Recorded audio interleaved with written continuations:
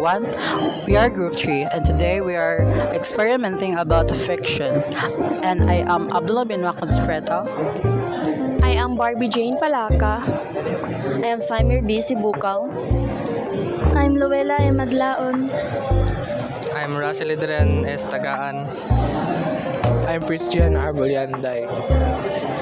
My name is Tipo Jason Q. I'm Sheila May Iswalag. I am Claudio Divti, Comandante. I am Bixon James G. Kumon. I am Clyde Anthony Maglinte. I am Adrian B. Lorono. And I am Shane Baltazar. Today we're going to exploring fiction. One way charge by function of physics. Let's Friction happens when two surfaces flip-against each other.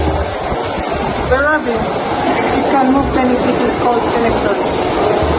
Our experiment we only use balloon, pencil, and wall, simple and safe. From the wall of this substance, this creates friction. Transfer electrons to the pencil. Now the pencil has extra electrons in its negative charge.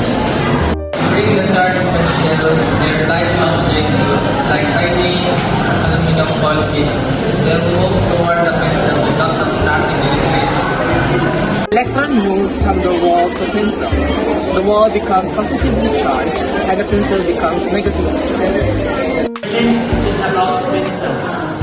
Wrap a balloon in your head and watch your hair stands out. Because thanks to friction, perfect charges.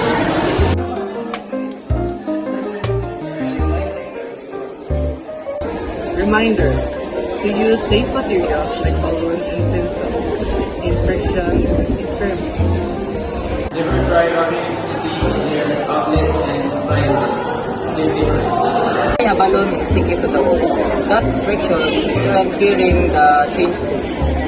You can also pick up tiny aluminum foil by using charges itself. It also works the same way.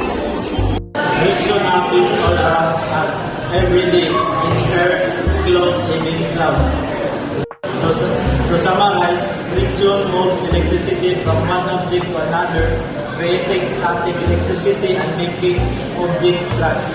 That's friction in action. Try this experiment at home and discover the amazing world of physics. Thanks for watching.